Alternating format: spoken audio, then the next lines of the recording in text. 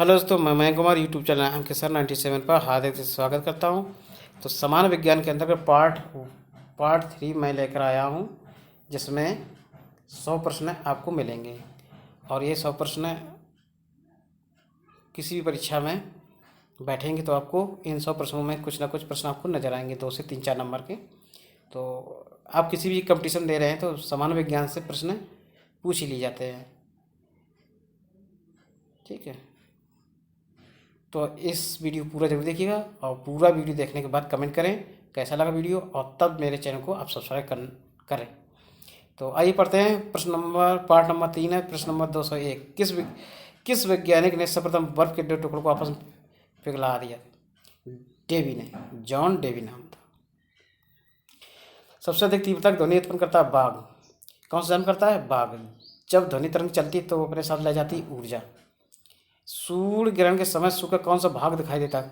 और जो भाग दिखाई देता है उसको क्रीट कहते हैं। क्या कहते हैं? क्रीट, काला। सूर्य की किरण कितने रंग होते हैं? 7। टाइपराइटर टंकड़ मशीन का आविष्कार कौन थे? सॉल्स। सिरका का लैटिन भाषा में क्या नाम है? एसिटम। तो सिरका को लैटिन भाषा में क्या कहा जाता है? एसिटम।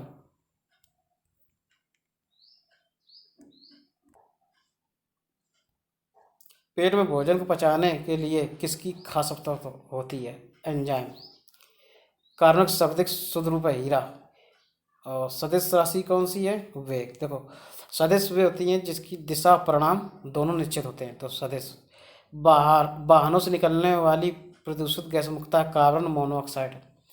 पेट्रोलियम से प्राप्त होने वाला मोम है पैराफिन मोम। नींबू खट्टा किस कारण होता है? साइट्रिक अम्ल। साइट्रिक अम्ल के कारण नींबू खट्टा होता है। शराब निर्माण किस क्रिया के परिणाम स्वरूप होता है? किण्वन प्रक्रिया के बाद ही शराब का निर्माण होता है। तो 1.5 मीटर लंबे व्यक्ति को अपना संपूर्ण प्रतिबिंब देखने के लिए आवश्यक दर्पण की न्यूनतम लंबाई होगी 0.75 मीटर। यानी कि यदि मान लो किसी की लंबाई 3 फुट है तो उसका अपना पूरा संपूर्ण शरीर का प्रतिबिंब देखना है तो उसकी लंबाई का आधा होना चाहिए, यानी कि 1/2 मीटर लंबाई। पौधे के किस भाग से कॉफी प्राप्त है? मतलब पौधे के किस भाग से कॉफी प्राप्त होती है? बीज से। कॉफी जो हम पीते हैं बीज से प्राप्त होती है। किसमें प्रोटीन सबसे अधिक स्रोत पाया जाता है? सोयाबीन में। सोयाबीन में प्रोटीन सबसे अधिक पाया जाता है और दालों में भी प्रोटीन पाई जाती है। धान का प्रसिद्ध रोग खैरा रोग किसके कारण? विषाणु का। ये प्रश्न अच्छे हैं। जीव द्रव जीवन का आधार है, किसका कथन? लैमार्क का। जीव द्रव जीवन का भौतिक आधार है, ये किसने कहा? लैमार्क ने। और रेगिस्तान में पैदा होने वाले पौधे कहलाते हैं जीरोफाइट्स। क्या कहलाते हैं? जीरोफाइट्स। देखो, रेगिस्तान में उगने वाले पौधों को क्या कहते हैं? जीरोफाइट्स, ठीक। सूर्य की ऊष्मा पृथ्वी और निम्नलिखित किस संचार के माध्यम से पहुंचती है पृथ्वी तक? विकिरण। माइक्रोफोन का आविष्कार ग्राहम बेल। मैनोमीटर द्वारा किसकी माप की जाती है? गैसों का दाब।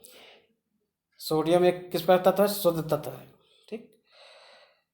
कपड़ों के जंग से धब्बे छुटाने के लिए प्रयोग किया था ऑक्जेलिक अम्ल का, ठीक। किसका किया था? ऑक्जेलिक। गन्ने में लाल सड़न रोग किसके कारण उत्पन्न होता है? कवकुक द्वारा, ठीक। गन्ने में लाल सड़न रोग जो होता है कवकुक द्वारा। आम का वानस्पतिक नाम क्या है? आम का वैज्ञानिक नाम क्या है? मेजिफेरा इंडिका। मेजिफेरा इंडिका। कॉफी पाउडर के साथ मिलाया जाने वाला चिकोरी चूर्ण प्राप्त होता है जड़ों से। तो कॉफी आप लोग पीते हैं, उसमें एक पाउडर मिलाया जाता है कथई, चिकोरी चूर्ण कहते हैं उसको। ये जड़ों से प्राप्त की जाती है। विटामिन सी का सबसे अच्छा स्रोत है आंवला। किसके द्वारा आनुवंशिकता के विज्ञान को आनुवंशिकी कहा गया? वाटसन के द्वारा। सौर ऊर्जा किससे प्राप्त होती है? सूर्य से। धूल प्रदूषण रोकने के लिए सबसे उपयुक्त वृक्ष है नीम। धूल प्रदूषण की बात कर रहा है, ध्वनि प्रदूषण की बात नहीं कर रहा। ध्वनि प्रदूषण के लिए सबसे अच्छा पौधा है अशोक का। प्रश्न नंबर 233। ऊष्मा का सबसे अच्छा सुचालक कौन है? ठंडा पानी। ऊष्मा का सुचालक जो है ठंडा पानी भी होता है।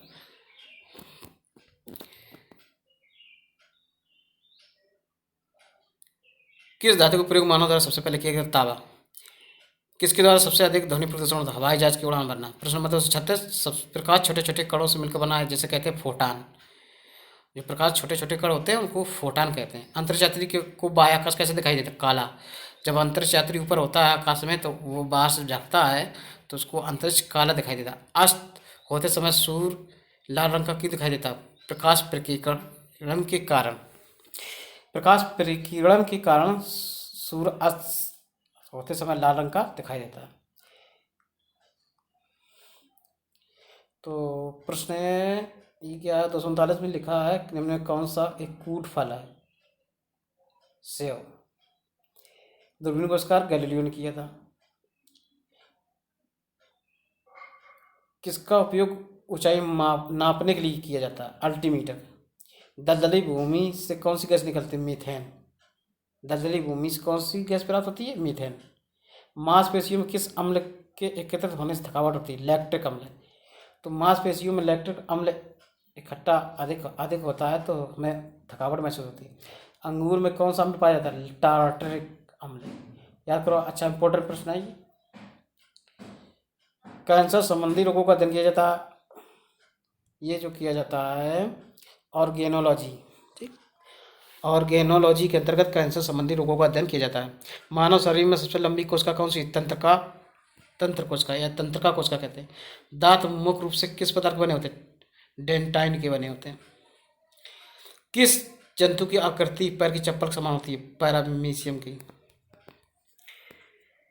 प्रश्न नंबर 249।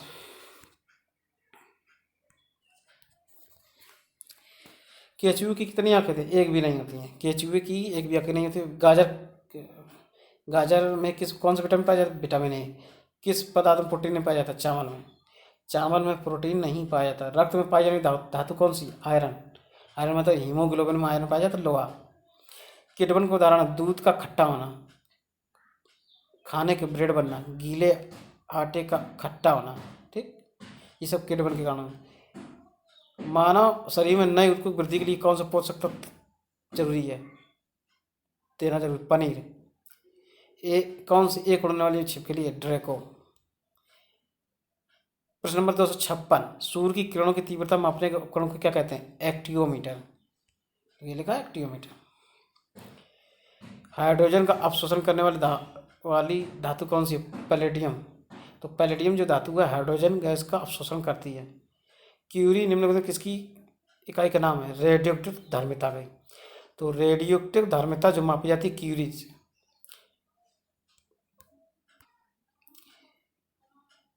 वायु में थोड़ी देर रखने पर किसी धातु के ऊपर हरे रंग के बेसिक कार्बोनेट की परत जम जाती है, वह धातु कौन सी? तांबा, ठीक।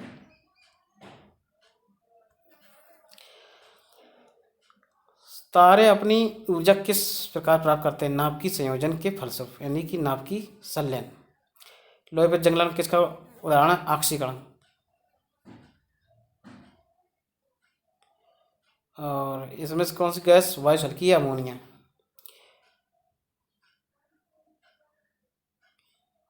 क्षोभमंडल शब्द किस वैज्ञानिक ने सबसे पहले प्रयोग किया था? क्षोभमंडल जो है तीसरा दा बोर ने। पृथ्वी से वापस होने वाले सौर विकिरण क्या कहते हैं? पार्थिक विकिरण। पृथ्वी से वापस होने वाले सौर विकिरण क्या कहते हैं? पार्थिक विकिरण। प्रश्न नंबर 265। सूर्य तब पृथ्वी पर किस प्रकार की तरंगे के रूप में पहुंचता है? लघु तरंग के रूप में। दीपों की संख्या सबसे कहाँ है? प्रशांत महासागर। दीपों की जो सबसे संख्या अधिक है वो किस महासागर में? प्रशांत महासागर में। जब सूर्य चंद्रमा में पृथ्वी लगभग एक ही सरल रेखा में स्थित होते तब उस स्थिति क्या कहते हैं? दैनिक ज्वार। सर्वाधिक लवणता वाला सागर कौन सा? वान लेक।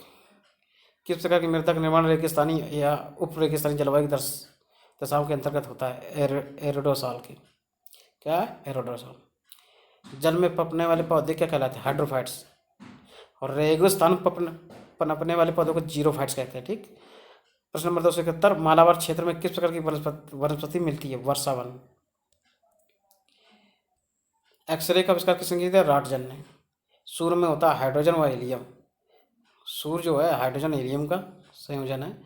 लाल चींटी में कौन सा अम्ल पाया जाता है? फार्मिक अम्ल। हल्दी के पौधे का खाने योग्य हिस्सा कौन सा? प्रकंद। प्रकंद हिस्सा ही हल्दी का खाने के भाग। और आलू क्या है? एक रूपांतरित तना, ठीक। रूपांतरित तना का उदाहरण है।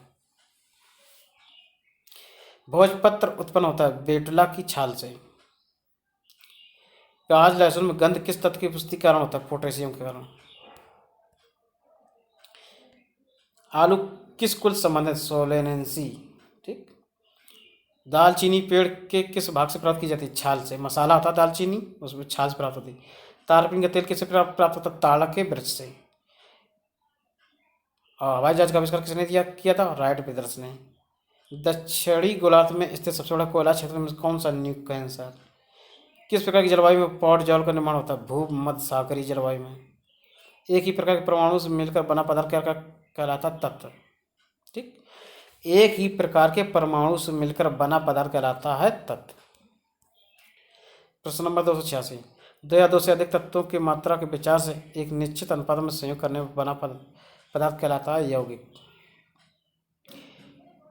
दो या दो से अधिक तत्वों के मात्रक विचार से एक निश्चित अनुपात में संयोग करने से बना पदार्थ कहलाता है यौगिक। प्रश्न नंबर 287। किसी ध्वनि स्रोत की आवृत्ति में होने वाले उतार चढ़ाव क्या कहते हैं? डॉपलर प्रभाव। आपने पढ़ा होगा डॉपलर प्रभाव। कोई कण एक सेकंड में कितने कंपन करता है उस संख्या को कहते हैं आवृत्ति। कोई कण एक सेकंड में जितने कंपन करता है उसकी वह आवृत्ति कहलाती है। प्रश्न नंबर 289। तो इसमें देखो समय का मात्रक नहीं दिया, विकल्प नहीं दिए हुए हैं। तो ये प्रकाश वर्ष किसका मात्रक है? दूरी का। ठीक है, तो दूरी का है। किसका है? दूरी का। अब पार्सेक इकाई है दूरी की। देखो प्रकाश वर्ष से बड़ी इकाई दूरी कौन है? पार्सेक। ठीक। एक व्यक्ति घूमते हुए स्टूल पर बाएं फैलाए खड़ा है, एकाएक वह बाएं सिकोड़ लेता है तो स्टूल का कोणीय वेग बढ़ जाएगा। चंद्रमा पर एक बम विस्फोट होता है, उसकी आवाज़ पृथ्वी पर सुनाई नहीं देगी। चंद्रमा पर वायुमंडल होने के कारण क्या है? पलायन वेग।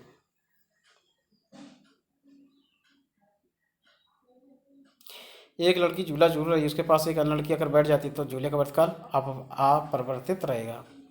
हम रेडियो घड़ी घुमाकर विभिन्न स्टेशनों के प्रोग्राम सुनते हैं, प्रभाव अनुनाद के कारण। किसके कारण? अनुनाद। कक्षा 12 में पढ़ो, भौतिक विज्ञान में अनुनाद की परिभाषा दी। वेंचुरीमीटर से क्या क्या करते हैं? जल के प्रवाह की दर को मापते हैं। प्रश्न नंबर 297। चौराहा पर पानी की फुब्बारों में गेंद नाचती रहती क्योंकि पानी का वेग अधिक होने से दाब घट जाता है। यदि द्रव्यमान परिवर्तित हुए बिना पृथ्वी पर अपनी वर्तमान त्रिज्या सिकुड़ कर आधी रह जाए तो दिन होगा 12 घंटे। यदि कह रहा है प्रश्न 298। यदि द्रव्यमान परिवर्तित हुए बिना पृथ्वी अपनी वर्तमान त्रिज्या सिकुड़ कर आधी रह जाए, यानी त्रिज्या आधी रह जाए तो दिन 24 घंटे की जगह 12 घंटे हो जाएगा। प्रश्न नंबर 299। यदि किसी पिंड को पृथ्वी से 11.2 किलोमीटर सेकंड के वेग से फेंका जाए तो यह पृथ्वी पर कभी नहीं लौटेगा, यानी कि पृथ्वी का यह पलायन वेग होता है। उपग्रह में समय ज्ञात करने के लिए अंतरिक्ष यात्री को क्या प्रयोग करना चाहिए? स्प्रिंग घड़ी। तो उपग्रह में समय ज्ञात करने के लिए अंतरिक्ष यात्री स्प्रिंग घड़ी का प्रयोग करते हैं। इस प्रकार ये मेरा 100 प्रश्नों का एक ये वीडियो था। वीडियो आपको कैसा लगा तो कमेंट जरूर करेंगे, और आपको वीडियो बहुत अच्छा लगा तो मेरे चैनल को सब्सक्राइब करना मत भूलिएगा। साथ ही साथ बेल आइकन घंटे प्रेस कर लीजिए जिससे हमारी वीडियो नोटिफिकेशन आप तक पहुँचती रहे। तो आप कोई भी परीक्षा दे रहे हैं उससे पहले फटाफट रिवीजन कर सकते हैं। तो ये मेरा पार्ट नंबर 3 था। फिर अगले पार्ट में मिलेंगे जल्दी, तब तक के लिए नमस्कार।